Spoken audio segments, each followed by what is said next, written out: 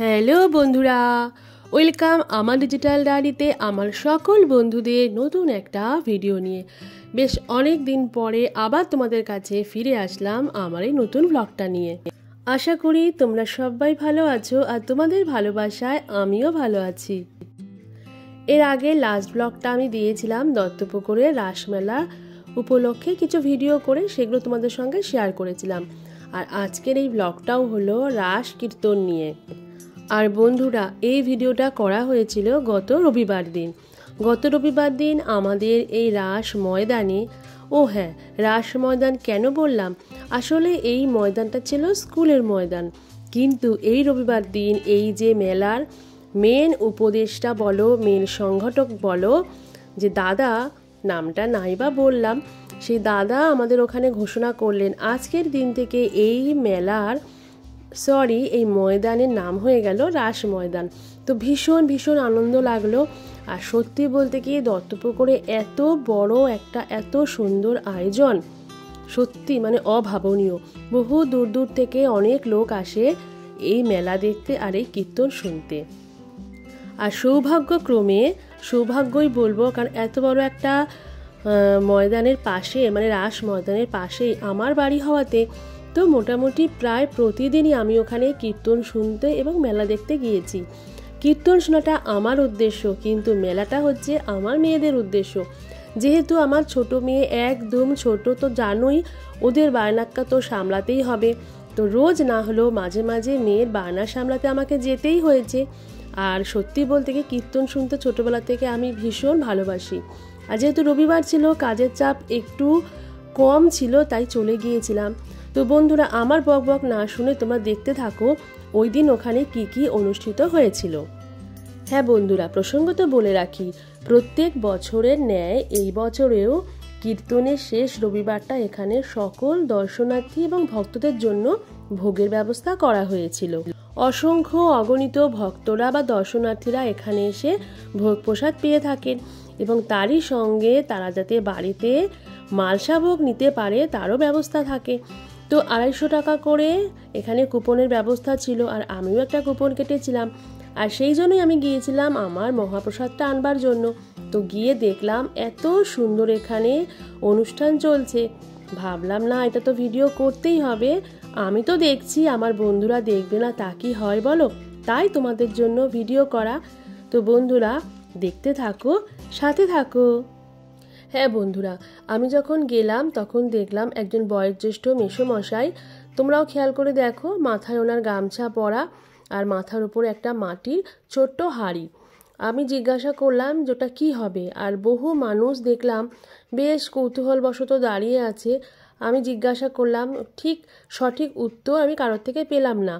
তো তারপরে আমি জানতে পারলাম যে প্রথম যেদিনকে কীর্তন শুরু হয়, যে ঘটে জলটা স্থাপন করে শুরু হয়, ওটাই হচ্ছে ওই হাঁড়ির মধ্যে নেওয়া হয়েছে। আর ওই জলটাই নাকি ফেলা হবে, হয়তো কোনো নিয়ম কারণ আছে, সেটা আমি অত জানি না।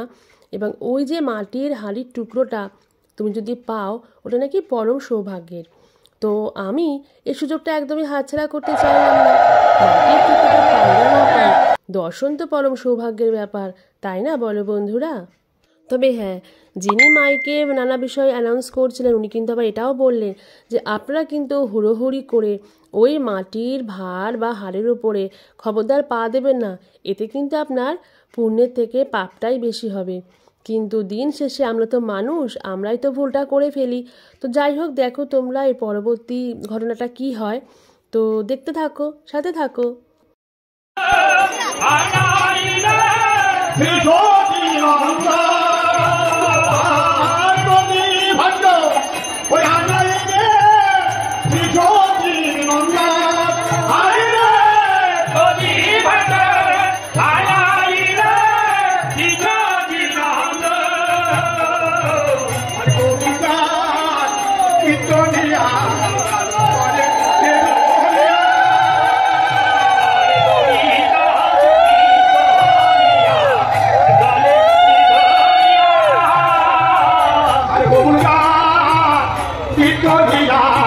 Gole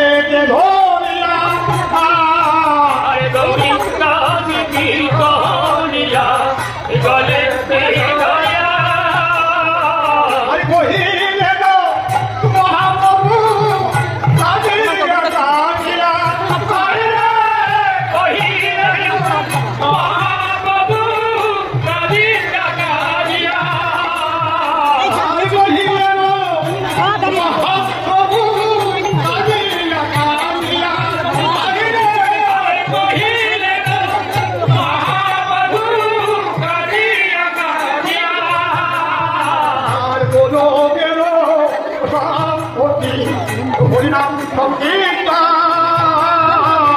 গোলকের সম্পত্তি হরিনাম সংকীর্তন আর কেমন দিব কানে আমার জীবন আরে কেমন যায় দেবানি আমার প্রাণে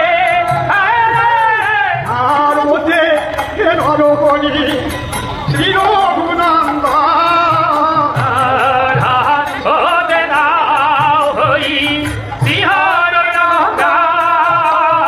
আর সবে মিলি উচ্চ সারে গায় মা গান আইরে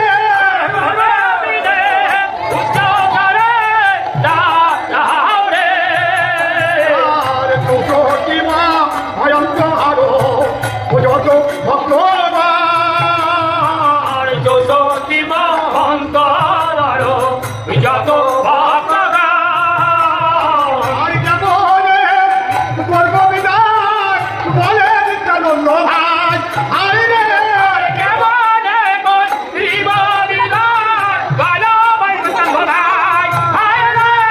আপন হাতে বহু দিলেন চন্দন ফুল মালা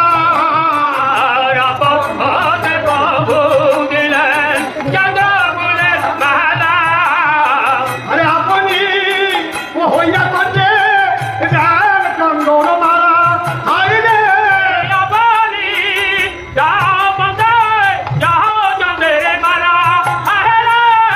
কনসা আমার করি নজ ভরা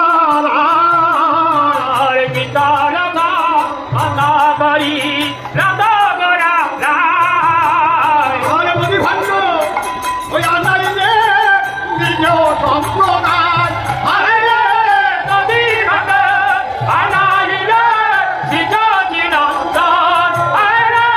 মনি ভাগ্য ওপরে লয়ে অতি সদিন নাম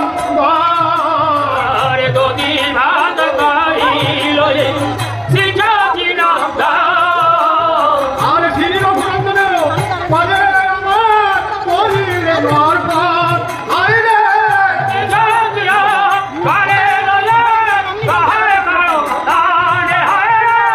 আপনি গায়ে যত ভক্তবান এদিক থেকে ধাক্কা দিয়ে এদিক থেকে ঢুকে গেছে কেন?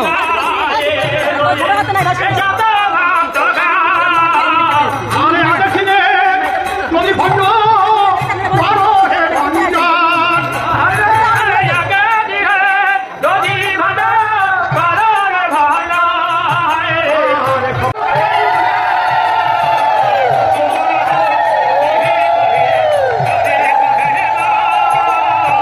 হরি লাগে শান্তি বাণী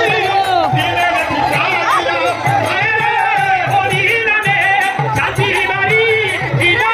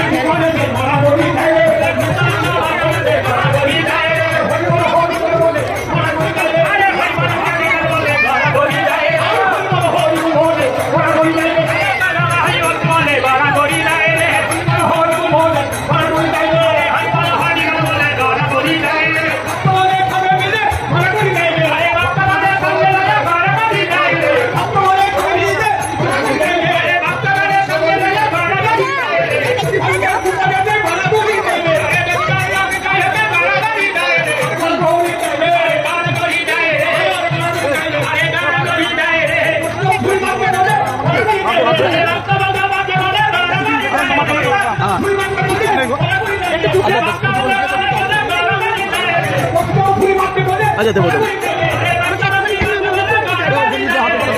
আপনি হাতে করে দেন।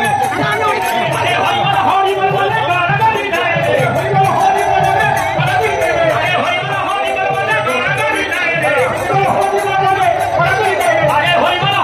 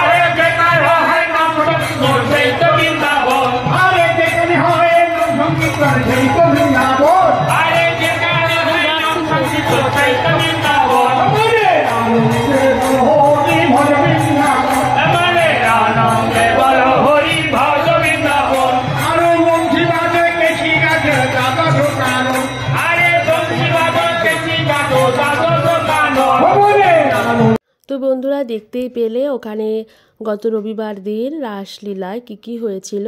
তোমাদের সঙ্গে চেষ্টা করেছি অনেকটাই ভাগ করে নেওয়ার, আসলে ভিডিও করেছি প্রচুর, কিন্তু এত দেখতে কি তোমাদের ভালো লাগবে, হয়তো বোর লাগতে পারে, ওই জন্য অনেকটাই স্কিপ করে বাদ দিয়ে দিলাম। কিছুটা রেখেছি যেটা বলার, ওই যে ভাঁড়ের টুকরোটা ওটা কিন্তু সৌভাগ্যবশত আমিও পেয়েছি। না আমি হুড়োহুড়ি করে অবশ্যই ওখানে গিয়ে আনতে পারিনি, আমি চেয়ে নিলাম এক দাদার থেকে, উনি তো গামছার মধ্যে লুকিয়ে চুরিয়ে রাখছিলেন, তো অবশেষে আমাকে দিলেন একটুখানি, তো ওটা নিলাম। আর হাঁড়ির যে জলটা মাটিতে ফেলা হয়েছিল ওইটাও সবার দেখা দেখি আমার মাথাতেও বাড়ির সকলের কথা স্মরণ করে নিয়ে নিলাম। আমাকে চলে আসতে হয়েছিল, বেশিক্ষণ থাকতে পারলাম না। মালসা ভোগের প্রসাদটা অবশ্য পেলাম না, ওখান থেকে বলা হলো যে 5টার সময় আবার আসতে, যেহেতু 5টার সময় আসতেই হবে তাই ভাবলাম যে না এবার চলে যাই, কারণ বাড়িতে কিছু কাজ আছে, আর সোমবার দিন আমার ছোটো মেয়ের পরীক্ষাও ছিল, সেই জন্য ফিরে আসছি। আর তোমাদেরকে অবশ্যই বলে রাখি এই কথাটা যে প্রত্যেক বছর দত্তপুকুরে কিন্তু রাসের মেলা অনুষ্ঠিত হয়, তোমরা অবশ্যই এসো। ভিডিওটা কেমন লাগলো জানিও। Tata, bye bye.